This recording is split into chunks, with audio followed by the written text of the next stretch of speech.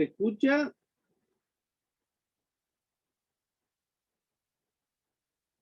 Hola. Hola, sí se escucha, Sí, profe, se escucha. Sí, se escucha. Tengo el dibujito muy chiquito. Bueno, voy a compartir la pantalla para poner el Power y arrancamos.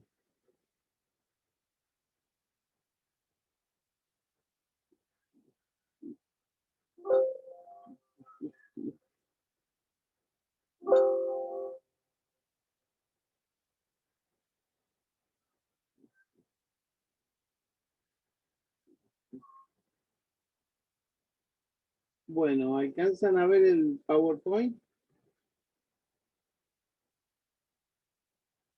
¿Pueden ver el PowerPoint? Se ve perfecto. Se ve.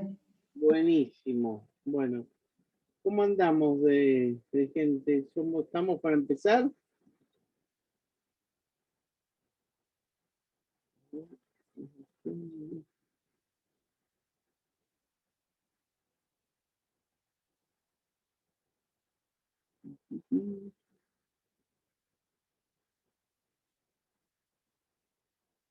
Bueno, si les parece, comienzo.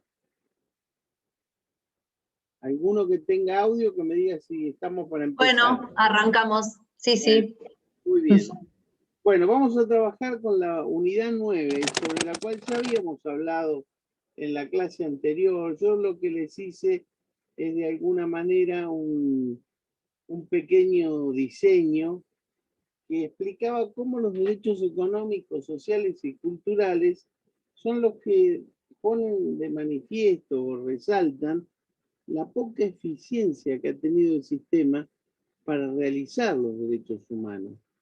O sea, los derechos de primera generación, los derechos liberales, los derechos clásicos, ya estamos hablando de libertad ambulatoria, propiedad, debido proceso, que también se los llama derechos formales, son derechos que con una buena acción del Estado son fácilmente realizables. En juicio yo puedo garantizar el derecho a mi propiedad privada, si acredito el daño, la violación a la propiedad, yo puedo acreditar que no se están dando las reglas del debido proceso, entonces exigir que se nulifique el proceso, que se me juzgue como corresponde. Si mi persona no está presente, puedo interponer una habeas corpus para que se indique quién me tiene detenido y por qué razón. O sea, eran derechos que, más allá de las dificultades que tiene todo derecho de realizarse cuando la autoridad pública no lo quiere hacer, son derechos accesibles, que uno podía definir con claridad que el sistema está actuando. Cuando el sistema asume, y estoy hablando fin de la Segunda Guerra Mundial, pasando los 45, el año 46, 47, con el liderazgo bipolar de Estados Unidos y la Unión Soviética, con una lucha importante para definir si iba a estar presente el capitalismo o el comunismo, donde Keynes inventa el New Deal y hace que el Estado que se había trabado, ustedes saben que la doctrina liberal clásica, llámese Adam Smith, David Ricardo, el mismo Hume, eran filósofos políticos que decían que hay un lugar teórico que se llama el mercado. El mercado es el lugar donde se juntan la oferta y la demanda. Entonces, en una sociedad yo oferto mis cosas, hay otro que demanda lo que yo oferto, y donde se encuentra el precio justo, ahí tenemos el mercado. Se lo llama mercado entonces al punto de equilibrio entre cualquier oferta de una sociedad y cualquier demanda de una sociedad. Claro, con ese sentido y ese criterio, el capitalismo salió de la mano del liberalismo constitucional porque ¿qué requería ese incipiente capitalismo? Un Estado que haga lo básico, que garantice la seguridad, salubridad y moralidad pública, que tenga tres poderes para garantizar esa efectiva libertad de los ciudadanos y después los ciudadanos, inclusive los ciudadanos egoístas, que hicieran lo que quisieran, porque si yo vendo zapatillas y me excedo y le pongo un precio muy alto, seguramente va a haber otro que también vende zapatillas a menor precio, me va a dejar fuera del mercado y el equilibrio se va a lograr sin mí. O sea, decía el propio Adam Smith, dejen que la gente sea egoísta porque el mercado lo va a regular sola esa situación. y el egoísta se va a quedar afuera, y que sea sumamente egoísta. Y se entendía que el mercado iba a dar una cantidad de riqueza al que la genera el dueño del capital, al industrial, y cuando el capital tenga, el dueño de la industria tenga suficiente capital, eso se va a desparramar en los trabajadores que van a tener también dinero, y toda la sociedad va a crecer y va a crecer con un sentido de justicia. Esto llegó un momento que, claro, que ustedes imagínense una situación en la cual el cielo es el límite, como le decían al Pacino cuando hacía Scarface. Cuando empezó a vender su cocaína decía, el cielo es el límite, yo puedo hacer lo que quiera, no hay límites, no hay ninguna posibilidad de que yo no crezca y crezca y crezca. Claro, un día se encontró con los límites y el capitalismo encontró su límite en este sentido. Voy a tratar de explicárselo. Yo vendo zapatillas, entonces empiezo a vender zapatillas, me esmero, hago unas zapatillas muy bonitas, de colores muy interesantes, que encima se ponen de moda porque además son duraderas. Entonces la gente me empieza a comprar zapatillas, yo empiezo a crecer también. Entonces mi pequeña fabriquita, compro máquinas para industrializarla, me alquilo un galpón mucho más grande. Por supuesto que para comprar esas maquinarias saco un crédito y empiezo a producir en serie. En vez de hacer las zapatillitas para el barrio, resulta que estoy haciendo zapatillitas para toda la ciudad y me estoy expandiendo a la República Argentina. Me va muy bien. Entonces viene otro señor que toma nota de esos empresarios que con mucho trabajo y buena voluntad andan bien en su comercio y le dice, usted tiene que cotizar en bolsa, o sea, a su sociedad divídala en acciones, pónganla en la bolsa y nosotros en la bolsa damos una idea de cómo va a ir creciendo su negocio en la medida de que se desarrolle. Como el capitalismo habla de un crecimiento sin límites, yo estoy comprando, adquiriendo capital, tomando empleados con una gran empresa. Bueno, yo figuro como una empresa buena, importante, pago los impuestos, o sea que estoy en blanco, esto va bien. Entonces la gente empieza a comprar acciones de mi empresa, porque confía en que esta empresa está desarrollándose bien. Pero sucede que esto por lógica pura, imagínenlo con mi empresa de zapatos, pero cualquier empresa, va a llegar un momento en que todo el mundo va a tener zapatos. Encima los que hago yo son tan buenas que no es necesario que se compre un nuevo zapato hasta que se gaste. Pero hasta que se gaste yo tengo una producción muerta. Todavía no se había inventado esa regla de la publicidad que a nosotros nos pone en la cabeza que para ser alguien no hay que tener un par, hay que tener 10 pares de zapatillas y cambiar las zapatillas cada 20 minutos. Yo estoy hablando en esa época originaria donde la publicidad no había hecho la magia que hizo después.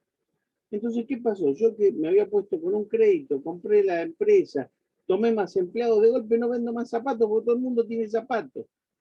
Entonces, ¿qué pasó? Yo empiezo a decir, bueno, pero me viene el crédito, tengo que pagar los salarios, bueno, voy a empezar suspendiendo por un tiempo a los trabajadores, porque así veo de no echarlos, pero lo suspendo por 60 días.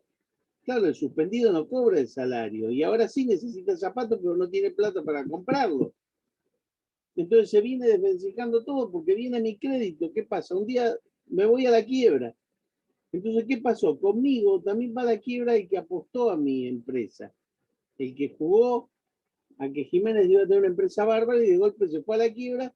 Entonces vino la crisis del capitalismo del 29. Quebraban las empresas, quebraban los bancos, se dieron cuenta que había habido una idea ficticia de progreso, porque más que el que vendía empresas acá, se imaginó el dinero de la patria financiera, ese dinero que yo no lo veo, pero va creciendo. Como si ahora habláramos de criptomonedas o los negocios que no se plasman en el peso concreto que yo agarraba y ponía bajo un colchón o en un banco. Bueno, esto coincidió con el final de la Segunda Guerra Mundial. Ya Keynes había dicho, que él estuvo en la primera, Keynes es un economista británico al que no le daban bola, y él entre otras cosas había dicho, ¿cómo le van a poner estas condenas de guerra a los alemanes? Van a conseguir un loco, una imagen política y social, y un culpable a quien echarle la culpa de los males de Alemania y vamos a tener una Segunda Guerra Mundial. Pasó. Vino Hitler y pasó todo lo que había dicho Keynes que iba a pasar. Y en este momento donde dice se está quebrando el capitalismo, este sistema no se sostiene más. Los que estaban muy contentos eran los comunistas, que siguiendo al pie de la letra las palabras de Marx, decían el capitalismo es el germen de su propia destrucción. Entonces, con esta moneda y con este proceso del financiamiento ficticio, se rompió el capitalismo, viva el comunismo. Claro, estaban las dos tendencias, pero Keynes hizo un plan para salvar al capitalismo. Primero los capitalistas dijeron, acá hay mucha gente que tenemos de empleados, pero nosotros no le podemos pagar las vacaciones, menos le podemos pagar la enfermedad y mucho menos la jubilación. Así no podemos andar. Y Keynes lo que dijo, acá lo que necesitamos es inyectar plata en el mercado, porque de esa manera la gente va a volver a comprar y desempantanamos la rueda. Entonces fue la famosa New Deal, que tardó años en llegar, pero cuando llegó con Roosevelt, era la famosa idea de hacer obra pública. El gran Estados Unidos del sueño americano se basó en hacer puentes, autopistas, escuelas, lo que se pudiese construir, había que construirlo. Por eso el acero era considerado insumo esencial. Si alguno de ustedes alguna vez ha podido viajar a los Estados Unidos, habrá visto, y si no en algún video, en algún programa de televisión, lo que son las autopistas, lo que son las construcciones. Claro, decía Keynes, es buenísimo que pongan una cuadrilla para que haga un pozo y otra para que lo tape, mientras que le demos a los dos un sueldo, para que vuelvan a comprar. Entonces, al Estado le dicen, bueno, pero esto no funciona si el Estado no hace una parte. Acá hay que darle a los trabajadores unas vacaciones, hay que cubrirle la seguridad social y hay que cubrirle las contingencias de vejez. Si se enferma, si se pone viejo y si tiene que tomar vacaciones. ¿Por qué? Porque el trabajador es la gallina de los huevos de oro. Sin trabajador no hay mercado, no hay capitalismo. Entonces se ponen de acuerdo el Estado, pero también los empleadores.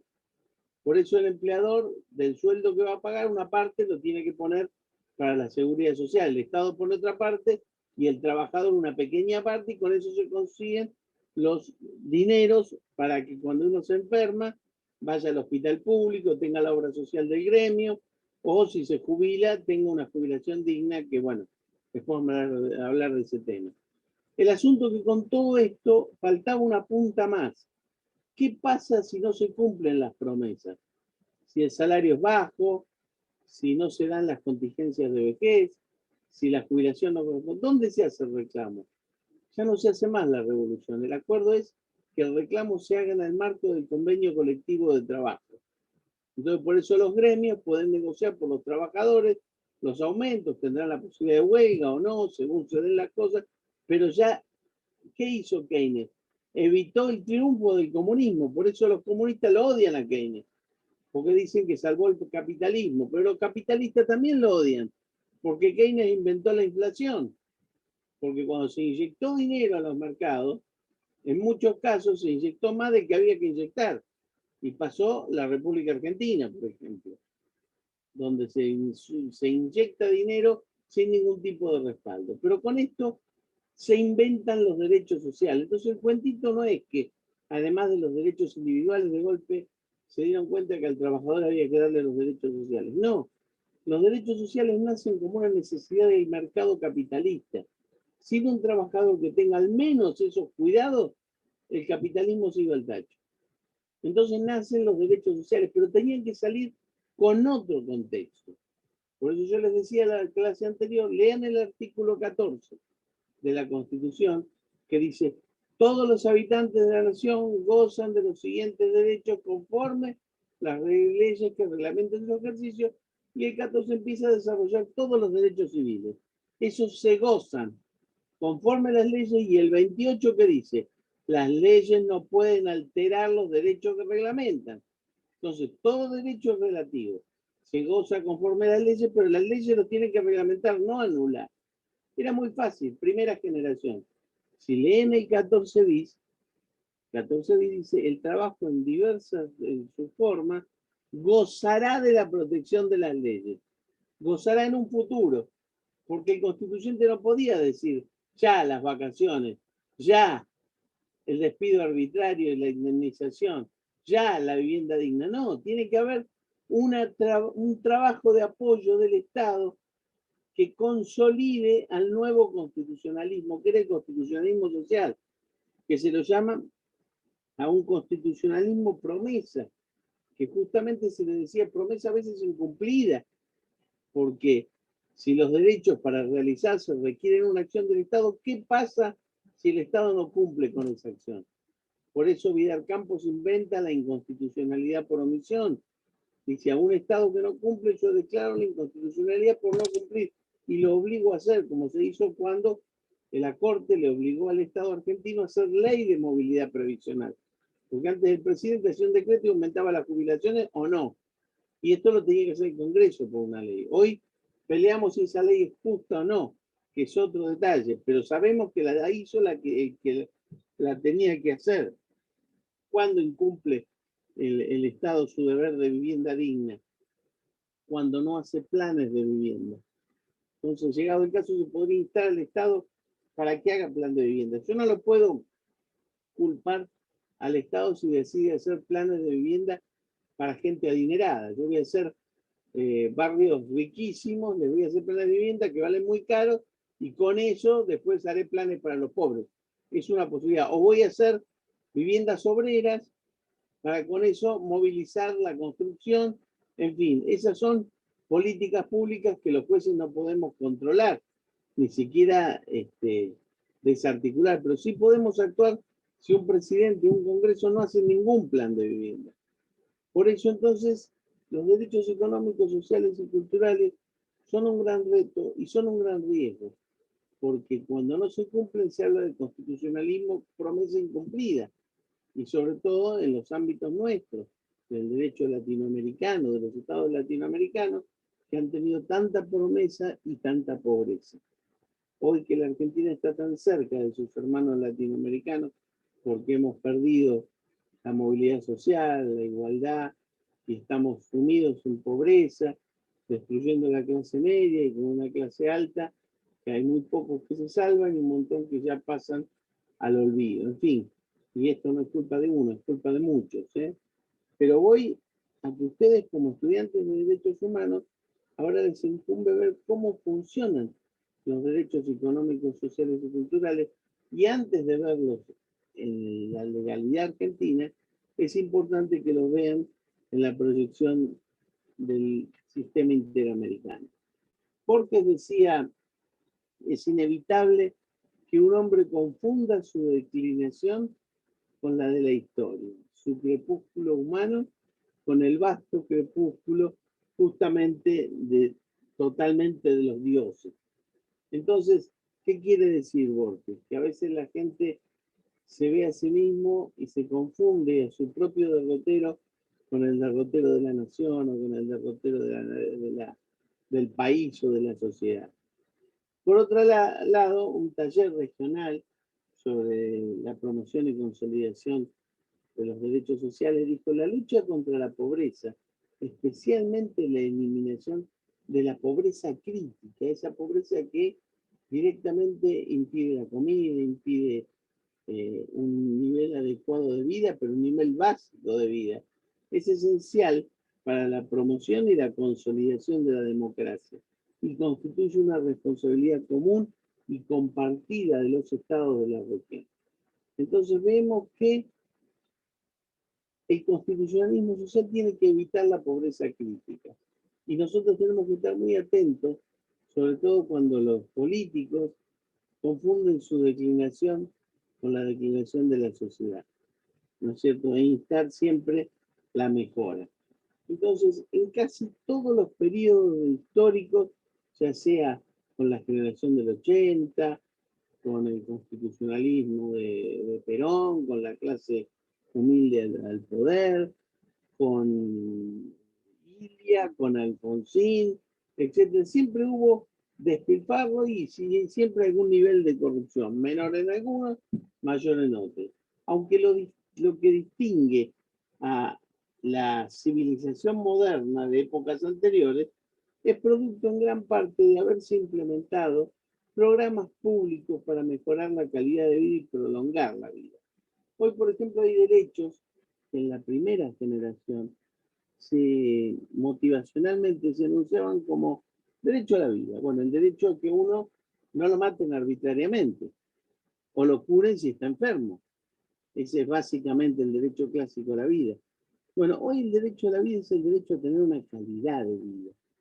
Hay una motivación de implementar programas públicos. Por ejemplo, el derecho a la vida implica, con muchos errores, ¿no? Lo que ha hecho el año pasado el gobierno nacional. Un montón de salas de terapia y salas de internación para intentar paliar una crisis mundial del COVID. Algunos dirán, pudo haber hecho más, pudo haber hecho menos.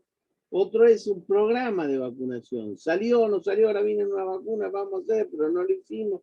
Tenemos muchos muertos. Bueno, el constitucionalismo social, justamente su característica es que requiere de programas, anticipos, políticos visionarios. Por eso, digamos, tenemos que diferenciar el político del estadista. Yo sé también que ningún político pudo haber previsto el desastre sanitario que implicó la pandemia del COVID-19. Pero sí es bueno cuando los políticos no desarticulan ni la escolaridad ni la salud, porque entonces más que menos viene cualquier ciclón y tenemos cómo atajarlo, porque justamente la segunda generación de derechos se basa en la planificación y la implementación de programas públicos, porque este es también un mea culpa de la sociedad. Nadie se salva individualmente. Vean ustedes, yo tengo un tío que vive, un tío abuelo, ¿no? Que vive en París. Él es un italiano que tiene Natale, que tiene una concesionaria de Peugeot, ya de Renault, que ya la dejó porque ya se jubiló, y sus hijos, que hay uno que es abogado, otro que es médico, otro que es podólogo, en fin.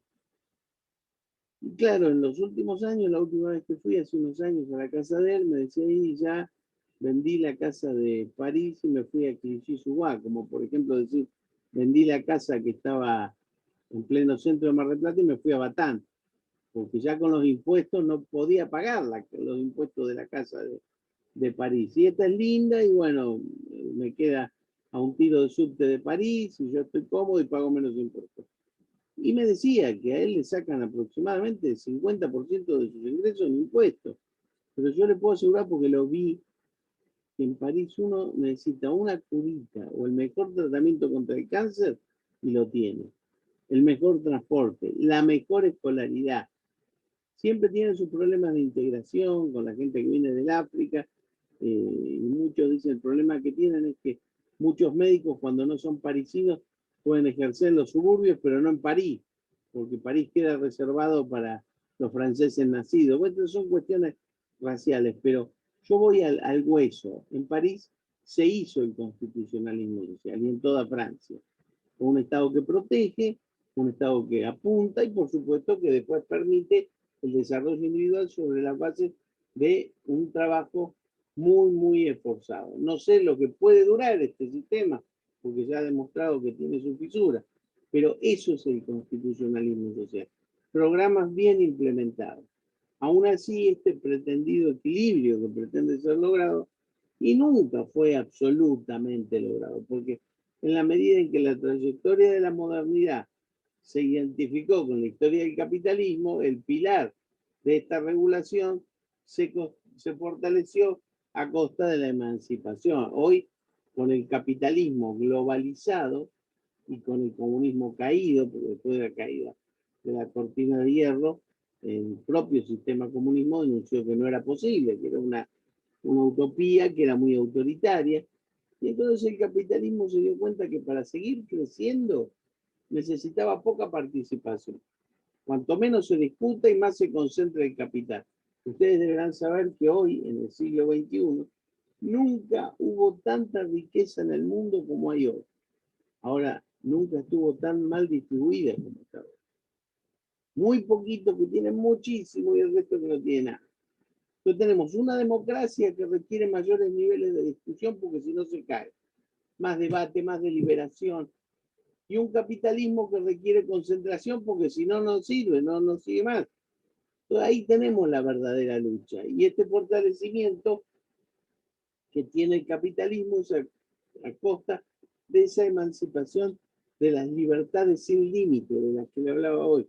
Vidal siempre dice que el constitucionalismo social tiene por base a la idea de igualdad, porque la igualdad genera los equilibrios que necesita la libertad para seguir funcionando, porque la libertad solita genera muchas iniquidades, por eso la igualdad la equilibra.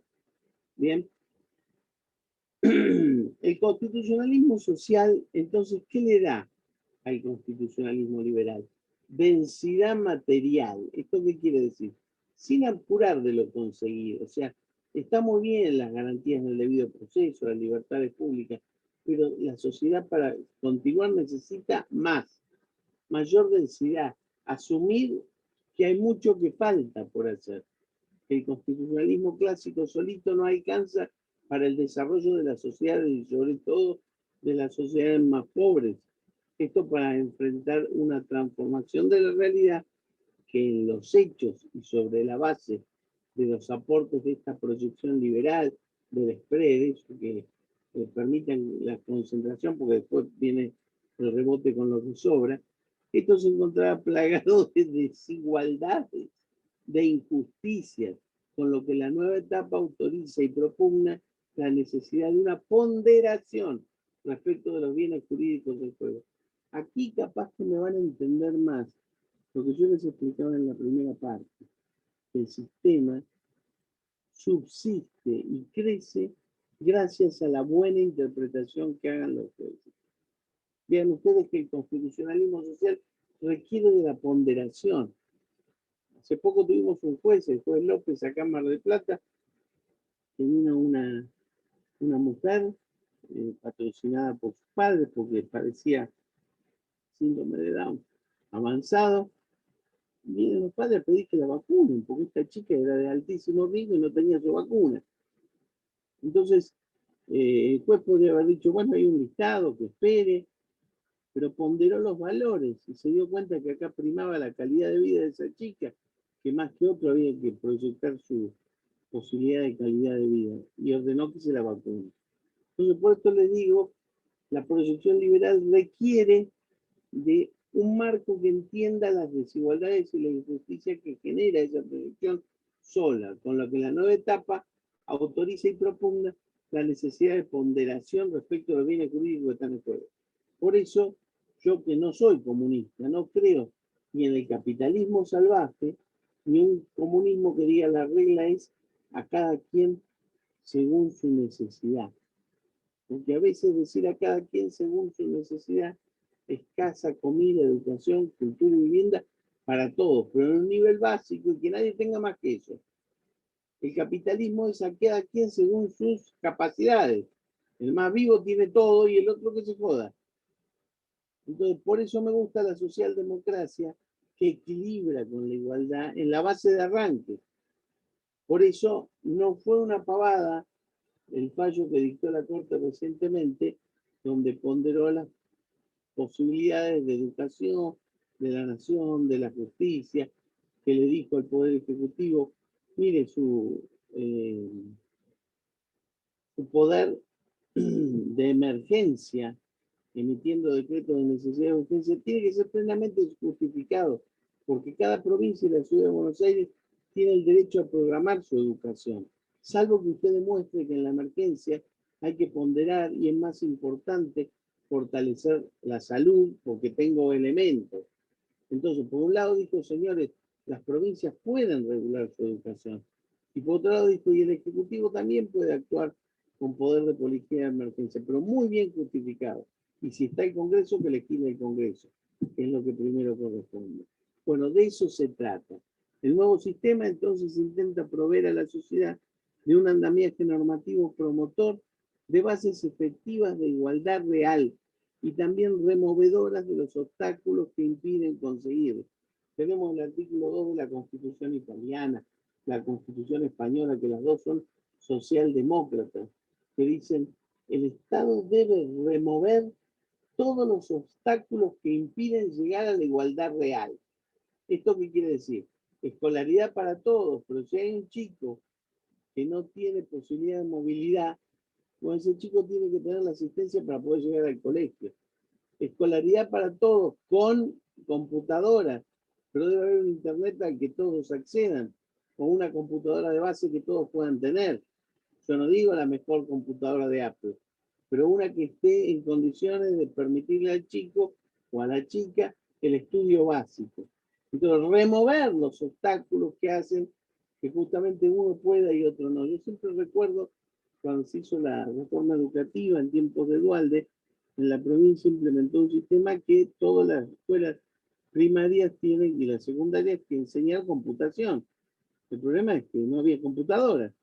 Entonces la provincia proveía para todas las escuelas computadoras de cartón para que los chicos vean dónde están las teclas y qué sé yo. No tenían computadora, pero para que aprendan la estructura de una computadora. Pero claro, los que iban a escuelas privadas tenían computadoras en serio.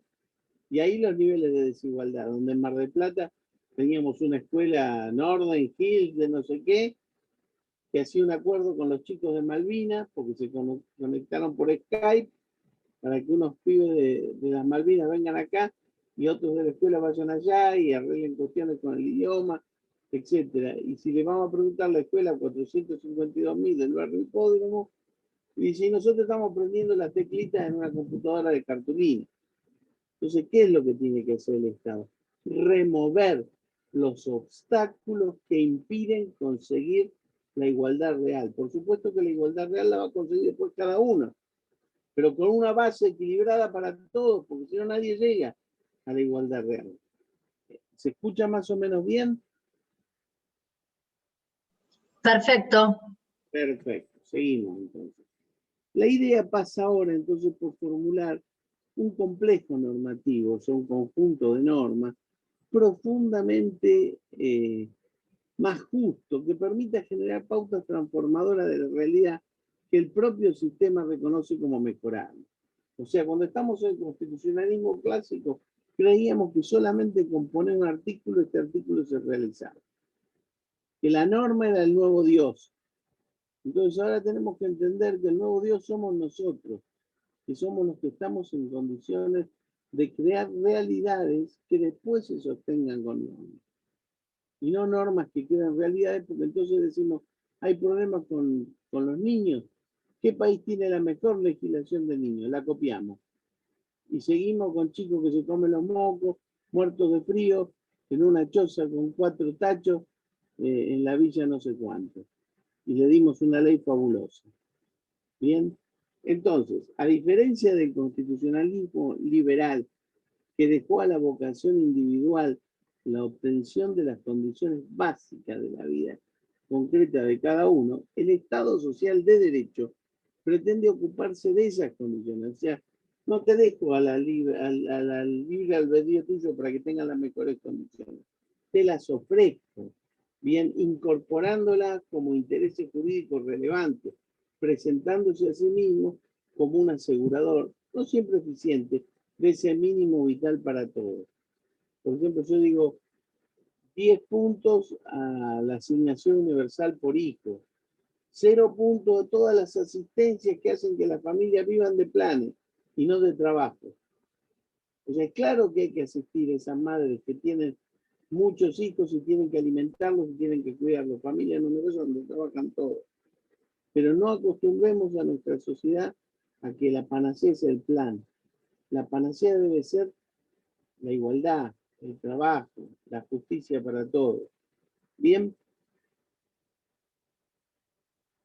nos referimos entonces, cuando hablamos de derechos económicos, sociales y culturales, a un constitucionalismo de corte existencialista, o sea, que no pretenda ser una línea de regulación y a partir de eso se cumple todo, no, que atiende a las necesidades de los individuos y se preocupa por sus condiciones materiales y espirituales, que son las que determinan la aparición de nuevos intereses y derechos. O sea, no una sociedad de clientes, una sociedad de personas educadas, cuidadas, alimentadas y con justicia. Esto sin olvidar que el nuevo orden constitucional, la socialdemocracia, contiene ingredientes de corte liberal y también nacionalista, y también internacionalista y socialista, generando alternativamente políticas socioeconómicas liberales y proteccionistas, antinomias que terminan generando reclamos de armonía y cambio que también tienen que ser escuchados. O sea, con esto no les digo que no haya una opción liberal frente a una opción social, sino que vayamos aprendiendo de los errores, que tanto la opción social como la opción liberal estén controladas y que ninguno se pueda alzar con un juego de suma cero. Eso es la democracia de los derechos sociales. Son numerosas entonces las normas internacionales que indican la necesidad de promoción progresiva de estos derechos, porque estos derechos van naciendo por etapas. En 1853, la Constitución le obligó a las provincias a consagrar su educación primaria. La reforma dual de 1994 consagra la educación primaria y secundaria como obligatoria. O sea, esta es la progresividad de los derechos económicos, sociales y culturales. Antes era obligado que si uno tiene un problema que te puedan hacer la operación del corazón, que te abran, que te curen el corazón, que te pongan en condiciones y que eso te lo pague la obra social. Ahora, cuando Favaloro inventó el bypass y cuando se inventó la operación por catéter, la obra social no puede decir, te curo solo la operación a cuchillo que te abren dos para operarte. Te tiene que decir, te curo el catéter, que no te invade y que te resuelve el problema poniéndote el stent donde lo tiene que poner. O sea, con esto les quiero decir, hay que atender la promoción progresiva de estos derechos. Antes a los gorditos como yo nos decían, hacer dieta. Pero hay algunos gorditos como yo que por más dieta que hagan no adelgazan. Entonces, algunos que además son mucho más gorditos, deciden que quieren un cinturón gástrico. Y antes se decía, esto no lo cubre la obra social, el cinturón gástrico, porque usted puede hacer régimen, puede hacer dieta y puede hacer ejercicio. Hasta que se probó, primero los jueces empujando y después legislación muy importante, que era una necesidad de salud. Entonces las obras sociales empezaron a cubrir la cirugía bariátrica, el cinturón gástrico. ¿Pero qué pasaba? Estos gorditos recuperados tenían lo que se llaman colgajos, que son pliegues que se forman cuando uno pierde la grasa, gana músculo y le quedan esos colgajos y necesita una segunda operación para que le retiren esas piezas que son molestas. ¿Qué decían las obras sociales? No, eso es operación estética. Usted quiere estar más lindo. No se dan cuenta que el pobre o la pobre recuperada tenía unos olores bárbaros cuando iba a trabajar, tenía además esos pliegues generan infecciones y una serie de malestares que nadie puede entender que es cosmético. No era lo mismo. Y malestares psicológicos también. Esto, porque dice, mirá, antes era gordo y ahora es oloroso, bueno, lo que fuera. Ustedes saben que el bullying es una cosa terrible. Pero bueno, con esto que les quiero decir, que entiendan por qué el constitucionalismo social atiende a la progresividad de los derechos. Y como decía Vidal, los derechos económicos, sociales y culturales aumentan por adición, pero nunca disminuyen por sustracción. O sea, ya no podemos decir, bueno, volvemos a dar solamente la educación primaria. No, hoy es el analfabeto el que no sabe computación. Bien. Este estándar de bien, entonces, bueno, por supuesto que esto obliga al Estado a extender estas aportes o ayudas hasta el máximo de los recursos disponibles. Porque antes se decía que el Estado los derechos sociales los aporta y hasta donde pueda. Porque si yo tengo que hacer una represa o cubrir un hospital, le hago la represa. No, hoy si hay un presupuesto y hay un máximo de recursos disponibles, esto tiene que estar a la mano de los derechos económicos, sociales y culturales. Este estándar deviene de la vigencia del principio, como yo les dije, de progresividad en los derechos fundamentales y también en la necesidad de que el Estado complemente esta obligación con lo que su sistema jurídico puede dar. Nadie le va a obligar a un Estado que ponga más plata que la que tiene. en el desarrollo armónico de los derechos, pero sí equilibrar la que tiene y con el presupuesto, que es la ley de leyes, imponer los dineros a los lugares donde tienen que ir. Por eso es tan importante la discusión que se debe hacer en el Congreso cuando se sanciona el presupuesto. Y tan grave es lo que ya se ha hecho muchas veces en este país y se pretende volver a hacer, que es permitir al presidente alterar las partidas si entiende que hay una urgencia y una necesidad. Las partidas del presupuesto solo las debiera modificar el Congreso después de una discusión. Si decidimos gastar 1.000 en escuelas, ¿por qué las vamos a gastar en una represa? Porque al presidente se le ocurre que hay urgencia. Esa delegación es una delegación que conspira contra la democracia. Pero un segundito.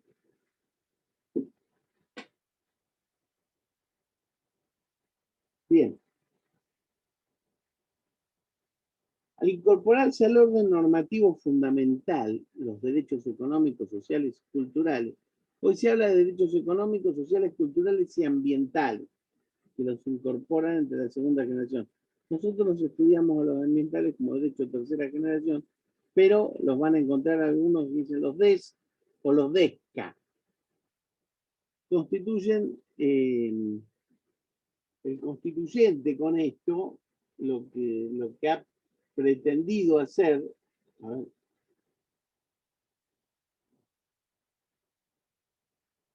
es aspirar a ponerlos al amparo de la Constitución, dándole jerarquía pareja con la libertad, al ser los dos condición necesarias para la dignidad humana. Este fue un debate importante cuando se hizo la Constitución justicialista de 49, porque se decía, ya los derechos del trabajador, los derechos de la mujer y la ancianidad, ya los había reconocido la jurisprudencia. Entonces los convencionales discutían, si ya están consagrados por la jurisprudencia, ¿por qué los vamos a poner en la Constitución? Y los convencionales, en este caso eran los peronistas, decían, lo que pasa es que la jurisprudencia puede cambiar, y para cambiar la Constitución hay que hacer una reforma. Estos derechos merecen ser incluidos en las constituciones, como hizo México con su Constitución Social de 1917. Aún así, hay que reconocer que en los hechos hay un abismo entre los principios que vienen de la nueva normativa y la triste realidad por la que transita América Latina. Con esto yo no les quiero decir, y gracias a que hay derechos económicos y sociales, América Latina está mejor. No, no, porque América Latina ha sido embarcada en la parte fea del sistema capitalista. Hemos producido los bienes básicos y el resto de Europa y Estados Unidos han producido los productos elaborados, lo que generó en los términos de intercambio siempre una mayor pobreza para la América Latina que produce la materia prima. Bien. Las opiniones de la Comisión Interamericana y también de la Corte Interamericana sobre Derechos Humanos y también lo que ha dicho el Tribunal Europeo de los Derechos Humanos, que es tomado como fuente de interpretación por los órganos americanos, se convirtieron en muchos casos en argumentos de abogados y juristas y en la guía para la creación de la jurisprudencia local en diversas materias. ¿Por qué nos importa la jurisprudencia interamericana? Porque la ha tomado nuestra Corte Suprema y gracias a eso se han desarrollado entre nosotros los derechos económicos, sociales y culturales. Claro, pese a la marcada dificultad de su realización, porque no es fácil desarrollar un plan de vivienda, un plan de salud, un plan de trabajo, las instancias internacionales no dejan de instar a los estados para que adopten las medidas adecuadas para garantizar la justiciabilidad de los derechos económicos, sociales y culturales, y que al decidir sobre la asignación de los recursos, o sea, cuando hacen el presupuesto, se otorgue una alta prioridad a la realización de estas peculiares prerrogativas jurídicas. ¿Con esto qué dice el sistema interamericano? Cuando reparten el presupuesto, acuérdense que el desarrollo solo se produce si una sociedad está mejor educada, mejor cuidada de su salud y mejores condiciones de su trabajo. El derecho económico y social, que fue rescatado por nuestra reforma de 1994 como paradigma, esta es otra cosa que a veces da pena, porque nuestro paradigma constitucional es económico, social y cultural. pero parece que los actores políticos de este país no leen mal la Constitución y caminan saliendo de los márgenes sin entender lo que ha sido el mandato constituyente. Porque no solo propone al ser humano como sujeto de derecho y centro del sistema, sino que amplía la frontera de los derechos sociales ya consagrados en la Constitución, porque al incorporar los instrumentos internacionales hemos conseguido que todos estos derechos internacionales sean parte de nuestro sistema constitucional. Entonces, los instrumentos internacionales, en particular el Pacto de San José de Costa Rica, representan el último paso que en el derecho internacional se da cuando se pretende la positivización del derecho internacional. O sea, ¿qué es lo que quiere el derecho internacional? Bueno, como paso máximo sería que no hubiera Estado y la única constitución sea la Declaración Universal de los Derechos Humanos y la estructura jurídica sea el Pacto de la OEA o el Pacto de Naciones Unidas. Como eso no se puede hacer, ¿qué es lo que hacen? Importantes tratados que los estados van ratificando y de a poco los aplican en sus países. Y la máxima expectativa es hacer lo que hicimos nosotros, darle a esos instrumentos la jerarquía de la propia Constitución. Cuando el derecho internacional ve que un país le da jerarquía constitucional, por ejemplo, el Pacto de San José de Costa Rica dice, bueno, parte del deber está cumplido, porque si este Estado no cumple, lo vamos a juzgar nosotros por la Corte Interamericana.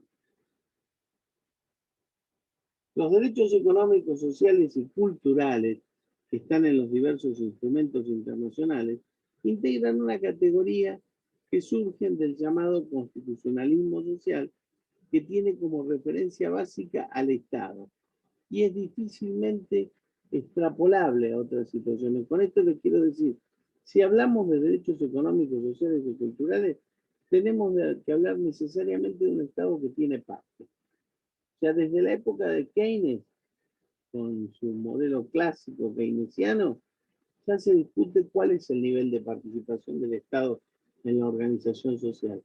Pero ya no se discute más que el Estado tiene que participar. Lo único que se discute es cuánto tiene que participar. Si poco, mucho, un poquito más. La Carta Social Europea, como complemento del convenio, tenemos una norma específica, que es el Convenio Europeo de Derechos Humanos, que es igual al Pacto de San José de Costa Rica en América.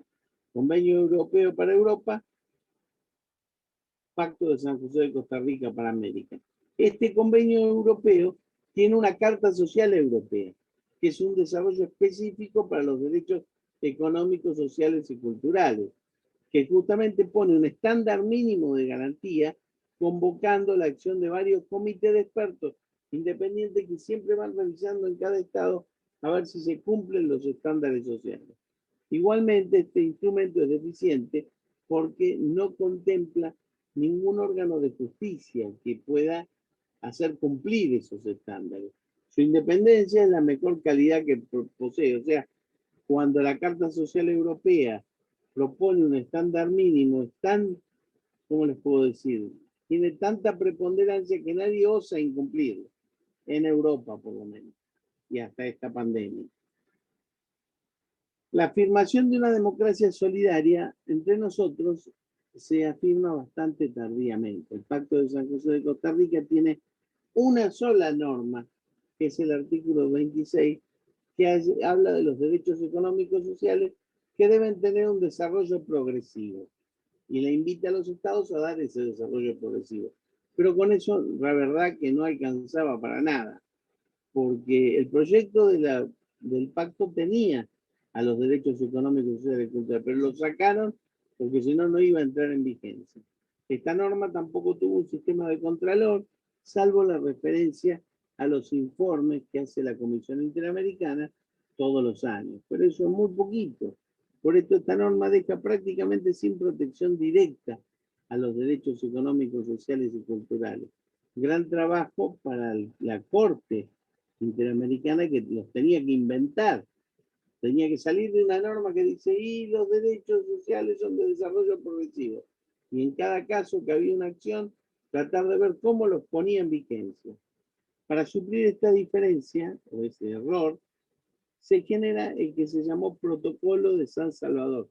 que es igual a la Carta Social Europea para América Latina, que es el protocolo que desarrolla ya con detalle los derechos económicos, sociales y culturales. No con tanto detalle, pero al menos con un detalle. Fíjense que en noviembre de 1988 fue abierto a la firma como un protocolo adicional del Pacto de San José y con la función de enumerar y proteger los derechos económicos, sociales y culturales en América Latina. Tiene un preámbulo, 22 artículos, y entra en vigor recién en 1999, cuando 14 estados latinoamericanos lo firman.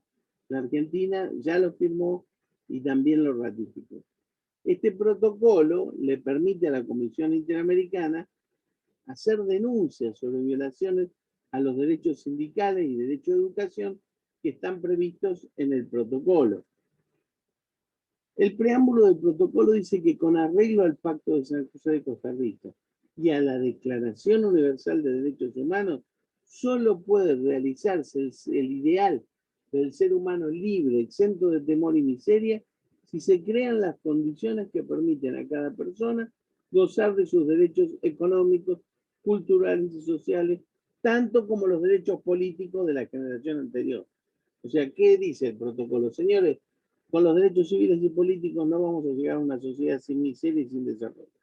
Tenemos que propiciar los derechos económicos, sociales y culturales también. No es que tenemos que tener una dictadura sin votaciones que dé los derechos sociales, no.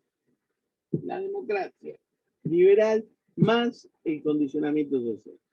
Este protocolo reafirma que es necesario desarrollar y proteger y protección real de estos derechos, con base en la idea del respeto integral que se debe a toda persona en el contexto de la democracia representativa. O sea, no es que nos tienen que venir a golpear la puerta cada 2 años para que votemos. Nos tienen que ofrecer buenos hospitales, nos tienen que ofrecer buenas escuelas, como cuando yo estudiaba, que ir al Colegio Nacional Mariano Moreno a hacer la secundaria era un honor para los mejores, y los burros iban a la escuela privada. Hoy, lamentablemente, los burros se tienen que quedar en la escuela pública. Lo digo con mucho dolor esto, porque seguramente en la escuela pública hay maestros que son lo mejor que hay, pero hay planes de estudio que están totalmente devaluados. Bien, bueno, esto ya está. Este tampoco es el contexto normativo idóneo, o sea, el protocolo tampoco es lo mejor, porque algunos derechos los enuncia, pero no les da protección, como los ambientales. Para conseguir la protección y promoción de estos derechos, pero diseña mecanismos para monitorear el cumplimiento de los derechos en estos estados, de las mandas que tiene el protocolo, que son informes periódicos que habla de las medidas que se van adoptando en cada país. Así se aprueba en el 2007 en la OEA la composición y funcionamiento del grupo de trabajo para analizar los informes periódicos de los estados. Claro, este grupo de trabajo, el principal problema es que desde que se crea en el 2007, ya en el 2008, la comisión ni siquiera había puesto cuáles eran los indicadores de progreso.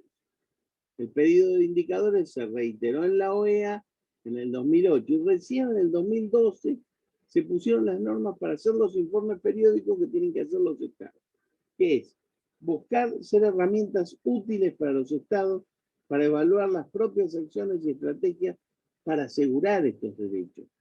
No pretender contabilizar denuncias, sino avances y progresos. O sea, la idea no era ir a los estados y denunciarlos porque incumplen, sino marcar cuando cumplen y cómo se producen esos progresos. Es asumir que América Latina es pobre y le cuesta mucho desarrollar esto.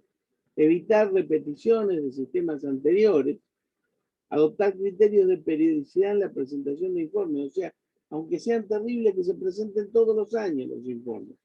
Respetar el principio de progresividad e incorporar el principio de devolución, o sea, siempre es importante dar una devolución respecto del informe que se haga. Bien, en función de esto, yo les digo que hay un caso, que es el caso Lagos del Campo, que es el primer caso donde se llevó a juicio un derecho económico, social y cultural, que es un trabajador que era sindicalista, y porque quiso hacer una expresión se lo echó de su trabajo. Entonces la Corte Interamericana dijo que se había violado la libertad sindical. Pero aparte, fíjense qué importante, también se dijo que en Lagos del Campo se había violado su libertad de expresión, porque además de denunciar lo que quería denunciar en la fábrica, lo importante es que el representante sindical pueda decir lo que cree apropiado sin limitaciones que sean que lo echen de su trabajo. Bien, o sea que acá se protegió la libertad sindical, pero también la libre expresión de las ideas. Entonces después les voy a dar un trabajo sobre la base de este caso de Lagos del Campo. Ahora, lo que vamos a ver es una segunda parte de lo que ya antes les expliqué. Porque yo primero les expliqué cómo los jueces tienen que interpretar los derechos fundamentales. Bueno, este aporte es cómo funciona la teoría del género y cuáles son las implicancias cuando interpretamos y hacemos análisis normativo. Esto se los explico porque la bolilla 10 trae los sectores vulnerables, entre los que están la mujer. Bien, entonces, imaginemos los derechos económicos, sociales y culturales, pero tengamos ahora una perspectiva de género. Si la mujer no se sitúa dentro del espacio universitario, ustedes, chicas, ahí adentro, las posibilidades de introducir la perspectiva de género son muy reducidas. Ahora mismo este tema me tocó a mí, pero en otros casos es bueno que le toque a una chica explicarlo, pero yo lo hablé con grupos feministas y siempre dicen, con el que tiene que explicar estos temas es el que mejor no entienda, sea un hombre o una mujer, porque lo importante es que el destinatario le llegue cuál es la perspectiva. ¿Bien? Así que espero que lo haga bien, porque si no vamos a tener que llamar a una chica para que me atienda. Una buena manera de introducir el análisis de género en la enseñanza del derecho, o sea, en la enseñanza de derecho y en la enseñanza de los derechos humanos, es planteando problemas concretos sobre el rol del derecho, la identificación de normas discriminatorias y la aplicación de los dispositivos legales. Dijimos que los derechos económicos, sociales y culturales, lo importante es justamente la eliminación de la discriminación. ¿Cómo vamos a hacer para eliminar una discriminación? Si primer discriminado es el grupo de las mujeres, bien, porque es un grupo que ha sido históricamente condenado a un rol que le impuso el hombre. Nosotros le imponemos un rol y después nos enojamos cuando ustedes se acercan a nuestra posición hegemónica. Y lo peor es que muchas mujeres, cuando tienen una posición de poder, se comportan como hombres, ¿bien? Porque entienden que de esa manera lo van a desarrollar mejor. Cuando lo que uno espera, lo que espera esta nueva sociedad, donde busquemos equilibrios, igualdades y consensos, es que la mujer como el hombre puedan desarrollarse de una manera que uno pueda decir, qué bárbaro esta persona, cómo interpreta, sin detenerse a decir, y mira vos, además es mujer. Bien. En América Latina son reconocidos los derechos fundamentales de la mujer, es cierto. América Latina tiene muchas buenas normas que reconocen los derechos de la mujer y hasta a nivel constitucional. Pero persisten normas discriminatorias o modalidades discriminatorias de aplicación de las mismas normas que son vigentes. Porque esto de discriminatorio tenemos que verlo bien, porque la palabra discriminar es elegir entre varias opciones. Yo puedo, si soy un arquitecto que hago un diseño de la Universidad Nacional de Mar del Plata y el campus, yo hago el diseño y hago baños de varones y de mujeres. Esa es una discriminación. En vez de hacer baño único, hay uno de varones y otros de mujeres. El tema es cuando la discriminación es arbitraria. ¿Qué pasa si yo hago baños de varones y mujeres y en los de varones están todos completos, pero en los de las mujeres no pongo inodoro? Pero si hay baño de varones, sí, sí, pero las mujeres no tienen inodoro. Entonces, ahí es la discriminación arbitraria. Por eso no tenemos que confundir, digo, discrimina. No está mal discriminar, porque es hacer una distinción. El tema es cuando yo discrimino arbitrariamente. Entonces, las mujeres tienen regulaciones que las amparan, pero las interpretaciones de estas regulaciones y las aplicaciones de políticas a partir de estas regulaciones son altamente discriminatorias en el sentido peyorativo de discriminación. Por esto es interesante identificar los obstáculos que el sistema jurídico impone, proponer soluciones y evidenciar cómo la eficacia de los derechos de las mujeres no es ya tanto una cuestión de reconocimiento legal de derechos, que eso está, cuanto de aplicación efectiva de normas jurídicas vigentes. Este es un problema que se evidencia no solo en el sistema continental, que es el nuestro de aplicación, sino también en el anglosajón del common law, porque la doctrina del precedente puede ser también un poderoso instrumento para mantener la condición de dominación. Es que claramente en estos supuestos, acá la ley no es tan importante, porque son de tipo cultural. ¿Bien? Yo puedo hacer la mejor norma que consolide los derechos de las mujeres, pero si mi formación cultural es que la mujer tiene un rol en su casa, o como hemos tenido un ministro de Economía que cuando se peleó con una mujer de CONICET porque no tenían suficiente sueldo, Caballo la mandó a lavar los platos. Bien, entonces, dicho esto, ya no tenemos mucho más para decir, y no es que el CONICET no tenga normas apropiadas para las mujeres investigadoras. Bien, las barreras son de tipo cultural, por lo que es relevante fortalecer la perspectiva de género. El feminismo académico anglosajón impone siempre el uso de la categoría género en los 60 para separar las construcciones culturales y sociales de la biología. Bien, con esto se pone de resalto que las características humanas consideradas femeninas son adquiridas por las mujeres mediante un complejo proceso individual y social en vez de derivarse naturalmente de su sexo. O sea, porque una mujer tiene el sexo femenino, no es que está condenada a lavar los platos, sino que hay un complejo social individual muy importante a partir del cual el hombre a través de la historia la definió como el ser humano que lava los platos. Y encima cuando los lava bien dice, pero ve que sos un genio lavando los platos. Y además cuidando a los chicos. Yo los lavo bárbaro, no sé usar la máquina, pero lavarlos los lavo muy bien. Y no ayudo, hago mi parte. Bien. La categoría género pasa entonces a denotar las construcciones culturales, una creación totalmente social de las ideas sobre los roles apropiados para mujeres y para hombres. Hoy están bárbaras algunas de los avisos de la televisión, cuando por ejemplo venden inodoro, y el que está limpiando el inodoro, que no lo puede limpiar bien porque no le pone producto nuevo, es un tipo, siempre era una mujer la que limpiaba el inodoro, la que limpiaba la casa.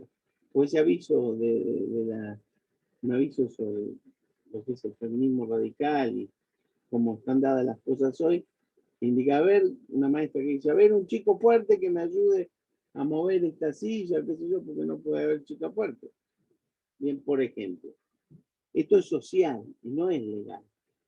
Entonces, Profe, igual muchas veces se enaltece cuando el hombre o limpia un inodoro, o por ejemplo, un papá que va a buscar a su hijo a la escuela, ¡ay, qué divino! Vino a buscar a su hijo a la escuela. ¿Y por qué no podría hacerlo si es su papá? pero lógico. O, ¿No? por ejemplo, una mujer que fuese, pero qué bárbara esta mujer que fuese. Bueno, Claro, era buena tal porque cual. pero no vamos a tomar. Yo hablaba con compañeros míos en la docencia, donde muchos dicen, pues yo conozco muy buenas mujeres que son buenas magistradas o excelentes docentes. Eso es como decir, tengo un amigo judío, para enaltecer que yo soy bueno con los judíos. Yo conozco buenas mujeres y buenos hombres. No hace falta resaltar que hay una mujer que es buena en el rol. No, hay roles y la gente los cumple, a veces bien, a veces mal. Lo que pasa es que las mujeres muchas veces están infrapreparadas para el rol y cuando lo asumen tienen un montón de problemas o no están preparadas para asumirlo porque nosotros las preparamos para que el rol importante lo tengamos nosotros. Bien, bueno, es toda una historia, pero esto tiene que ver con la interpretación y con la aplicación de los derechos económicos, sociales y culturales desde una perspectiva que aborde la necesidad de que la mujer tenga la función que debe tener, una sociedad igualitaria, ¿bien? No solo libre, sino igualitaria. Porque una sociedad libre están fritas, porque las libertades que se proponen en este sistema llevan siempre a que el hombre sea el que las aproveche mejor. Bien. Con esto se pone de resalto que las características humanas, consideradas femeninas, son adquiridas por las mujeres mediante un proceso individual y social, en vez de derivarse naturalmente de su sexo, como quieren hacer creer. Entonces, esta perspectiva de género es muy útil para comprender por qué los jueces siguen expidiendo resoluciones cuyo contenido muchas veces parece desconocer los derechos de las mujeres. Estos jueces dicen, pero esta mujer, ¿cómo no la van a violar si iba así vestida? O si le dio un beso y después no quería que la violen, etcétera, etcétera. Es que claramente la cultura social tarda más tiempo en elaborar los cambios sociales que se viven. O sea, si un tipo le da muchos besos a una mujer, no le van a decir, pero bueno, si él dio besos, después que se las arregle y se acostaron con él. Van a decir, qué barra, un queño, le dio besos y se acostó con todas. Bien.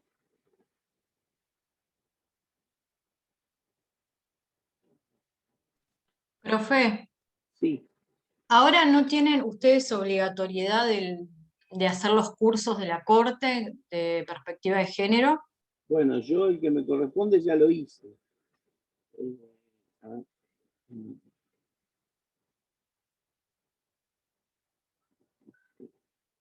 Sí, lo que vos preguntás, sí, el que me corresponde ya lo hice, y ahora hay uno de la universidad que creo que lo vamos a hacer, vamos a ver. Bueno, vamos al rol del derecho en el marco de la perspectiva de género, el perfeccionismo ético versus la autonomía individual. No hay rama del derecho que no pueda ser analizada desde la perspectiva de los derechos humanos. Máxime si se pretende evaluar la justicia de las normas. Para Dworkin hay tres clases de teoría de la justicia. Las que se basan en derechos humanos, las que se basan en deberes, las que se basan en metas colectivas. Todo un sistema jurídico justo cuando consagra y respeta esencialmente los derechos humanos.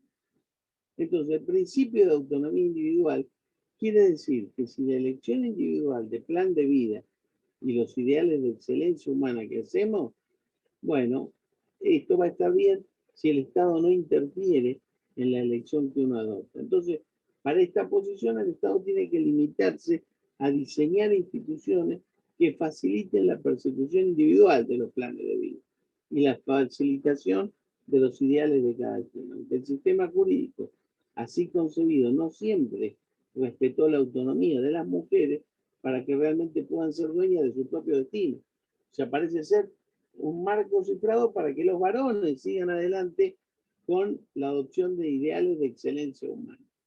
Bien. La concepción opuesta al principio de autonomía individual se llama paternalismo. Lo bueno para el individuo lo es más allá de sus propios deseos o forma de vida que eligen, como cuando, por ejemplo, se hace una norma que dice el consumo de estupefacientes, la tenencia de estupefacientes para consumo personal va a ser sancionada, porque si yo agarro el que se fuma un porro, no va a estar el que se lo vende y no está el que trafica. Pero la Corte ha dicho que este paternalismo no es bueno porque se usa la persona como medio y no como fin. Entonces, hay que tomar otro tipo hay que inducir desde la forma del ejemplo. El Estado en el modo paternalista se vale del ordenamiento jurídico para imponer modelos de virtud personal. Con las normas que dicta, refuerza patrones de comportamiento, se equiparan muchas veces el concepto de pecado al concepto de delito. Y la imposición de forma de vida o patrones de comportamiento mediante disposiciones legales que sancionan a quien los viole o desprotegiendo a los que se aparten de ella es un sistema paternalista. Entonces, los distintos roles socialmente asignados a las personas sobre la base de su sexo fueron incorporados al derecho a través de normas jurídicas discriminatorias para la mujer. Esto lo vemos en cualquier estructura, en cualquier trabajo. A ver, la regulación del adulterio, el rol de crianza para las mujeres, la idea de mujer honesta, la que no tuvo contacto carnal con un hombre, violación de una prostituta que tiene pena menor a la violación de otra mujer, o el mismo hecho de que antes se decía que un crimen a una mujer es un crimen pasional, como si derivara de la pasión del hombre, te amo tanto que te mato. Bien, Por esto no hay que imponer patrones de virtud personal, sino garantizar que las personas, hombres y mujeres, elijan libremente sus proyectos de vida. Las constituciones y los instrumentos internacionales instituyen entonces el derecho a la igualdad. A eso voy cuando hablo de los derechos económicos, sociales y culturales. Pero aún así persisten normas que discriminan directa o indirectamente. Y la discriminación directa es el tratamiento jurídico diferenciado, injustificado y desfavorable a una persona por razón de su sexo. En vez, la discriminación indirecta se presenta en tratamientos formalmente no discriminatorios de los que se derivan por sus consecuencias fácticas que tienen lugar entre personas de distinto sexo, consecuencias desiguales y perjudiciales.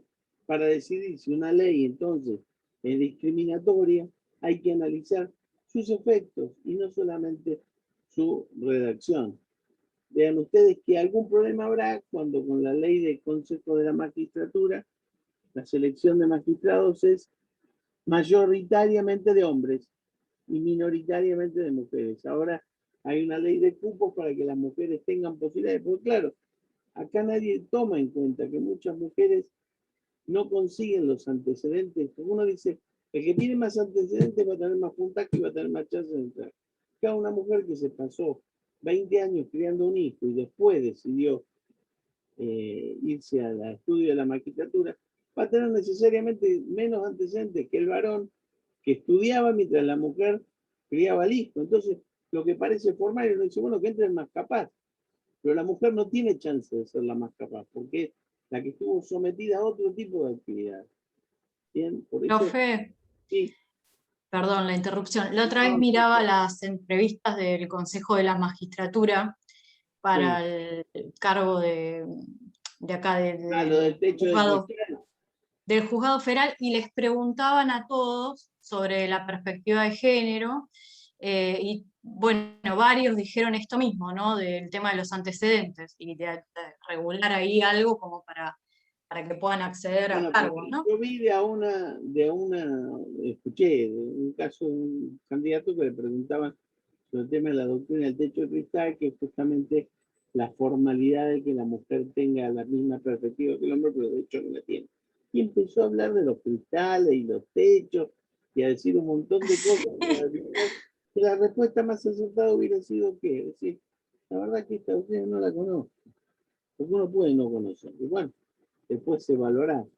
Pero sí, hoy se está trabajando mucho sobre las posibilidades de la perspectiva de género, cosa que me parece muy bien y que todos tenemos que aprender, ¿bien? Porque tampoco tenemos que generar un sistema en que la mujer se transforme en el monstruo que hemos sido el hombre, en igual cargo. Entonces, lo que queremos es mejores personas para mejores sociedades, chicos mejores educados, chicos con cultura, con salud, con trabajo. Bueno, eso lo podemos hacer entre todos, porque ya se ha visto que solamente entre hombres no salió.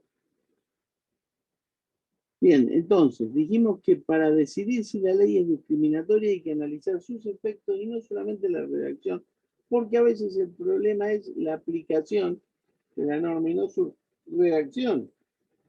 Claramente, cuando tenemos una simple lógica deductiva en los razonamientos, como ese candidato que ustedes decían, que dice, bueno, pero acá el que gane que tiene más antecedentes, no permite interpretar adecuadamente todos los aspectos de la argumentación jurídica, que a veces solo se ocupa de cuestiones formales. De ahí que nace la teoría de la argumentación jurídica, que avanza hacia las cuestiones materiales o de contenido. Bien, es que ir a la teoría del discurso, a la acción, excede a veces la regla de la lógica deductiva. Bien.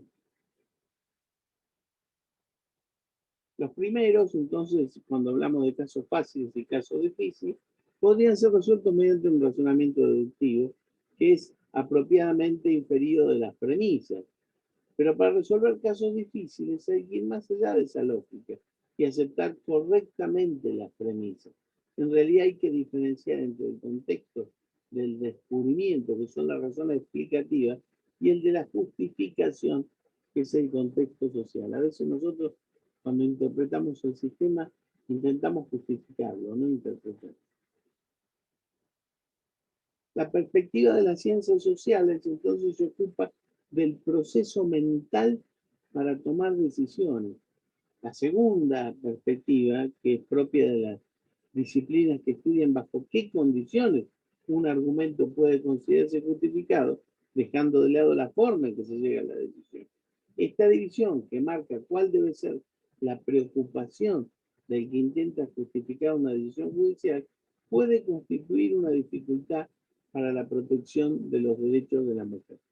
O sea, nosotros cada vez que decidimos hacer una sentencia aplicando la norma pero justificando la situación, tenemos que ser muy claros para que no justifiquemos una situación que deja a la mujer en desprotección. Entonces, las creencias e ideologías de los jueces y las juezas juegan un papel importante cuando resolvemos los conflictos. En este contexto del descubrimiento es donde se ubican los roles socialmente asignados a hombres y mujeres, pero que pueden manifestarse en la interpretación de las normas jurídicas o en la valoración de la prueba. Un choque, dice, la que manejaba era mujer, casi seguro que tiene la culpa. Bien. ¿Cuáles son los problemas en la aplicación del derecho? Problemas de relevancia. Acá hay dudas sobre cuál es la norma aplicable al caso. Problemas de interpretación, posibles lecturas que admiten las normas jurídicas. El tema de la tenencia estupefaciente para el propio consumo, si la vamos a aceptar, en qué contexto, cuándo hiere al contexto social o no. Problemas de prueba, cuando hay dudas de si un determinado hecho ha tenido lugar, si fue o no fue. Bien. Y problemas de calificación. Hay dudas acerca de si un determinado hecho no discutido cae o no bajo el campo de aplicación de un concepto contenido en el supuesto de hecho o la consecuencia jurídica que impone la norma. Entonces, una forma, esto para ir concluyendo, de estudiar el derecho desde una perspectiva de género es identificando las normas jurídicas que refuerzan los roles socialmente asignados de manera diferenciada a hombres y mujeres, y los dispositivos legales que de manera directa o indirecta discriminan a las mujeres. O sea, está bien que este rol sea asignado a un hombre o que este rol sea asignado a una mujer. ¿Esto discrimina o no a la mujer? Si analizamos la teoría estándar de la argumentación jurídica, vamos a ver cómo sí son relevantes las creencias de los jueces sobre hombres y mujeres y que muchas veces se manifiestan en forma expresa en sus resoluciones. Lo que queda pendiente entonces no es solamente cuestionar las decisiones judiciales que refuerzan o presentan como naturalizando los roles que antes citamos, sino argumentar en pos de una solución alternativa. Para esto es necesario insistir en la necesidad de aplicar el derecho a la luz de la impronta de los derechos humanos y de los derechos económicos y sociales de los cuales hoy les estuve hablando. O sea, con esto les dejo sentados cómo el sistema interamericano aborda los derechos económicos y sociales y cómo se debe hacer una interpretación del derecho desde una perspectiva de género. Ya la clase que viene vamos quizá a avanzar en el 14 bis para entrar en el supuesto concreto de la normativa nacional. Por esto me parece muy importante que lo tengan presente. Yo después les voy a dar las dos filminas para que lo tengan como material y un práctico con un fallo que es el caso Lagos del Campo, de la Corte Interamericana. Bueno, chicos, ¿les queda alguna duda? ¿Pocas? Muchísimas. Vayan despertándose, vamos. No, el último Power no estaba en una unidad anterior, ¿puede ser? No, en las 5, las 6, ¿no? No, está, a ver, yo lo uso para hablar de la interpretación y para hablar de la interpretación de los derechos sociales. Ah, está y bien. Se lo reitero ahora, ¿por qué? Porque después vamos a ver los derechos de la mujer. Bien, bien, bien. Yo no quiero que veamos los derechos de la mujer si no enfatizamos la perspectiva de género en primer lugar. ¿Sí? Yo algo les he hablado de género, pero no en este cuatrimestre, porque este trabajo no se lo desarrollé. No lo habíamos visto, pero yo lo vi en el material para el primer parcial. Por ahí lo subieron, porque yo quería Claro. que se haya subido, pero siempre me tomo el trabajito de explicárselo Bien. para que lo tengan a mano y que lo inserten en el lugar donde lo tienen que insertar. Porque ustedes ven los derechos de la mujer, y bueno, ¿por qué lo ven eso? Porque tienen que trabajar la perspectiva de género. También van a ver los derechos de los niños, de los ancianos y de las personas con discapacidad. Pero me parece que este es el momento adecuado para hablar de la perspectiva de género, que es mucho más que hablar de los derechos de la mujer. Porque los derechos es una norma, pero la perspectiva de género es un cambio de concepto. ¿Mm? Bueno, espero haberle sido más o menos claro con esto, con estas dos cosas, y sigo a mano para que me pregunten otra cosita. Quedarían 8 minutos. En cuanto los quiero que debe estar ganando, espero que esté ganando. Digo. Profe, le hago una consulta de otra cosa. ¿Trabajo práctico va a subir? ¿Cómo se va a subir? Si usted va a subir al campus. Claro, yo subo un trabajo práctico con el mismo tiempo para que lo respondan como los otros dos que vimos. Hola. Bien, perfecto. ¿Sobre esta unidad o no? Más adelante. Va a ser sobre derechos económicos, sociales y culturales, el práctico de los dedos. Bien.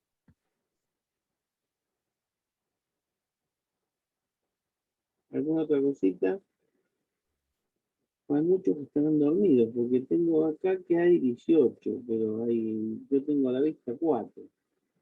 Nada más. Así que los demás, No, estamos acá en clase todavía. sí, no se durmieron todavía. Bueno, Estamos en clase. bueno, ¿los dejo o me van a preguntar algo? O me tienen acá de señuelo nada más. Bueno, vayan a descansar, chicos. Nos Gracias, vemos profe. el miércoles que viene. Bueno, Gracias. Gracias. Gracias. A ver, va, está bien. Listo.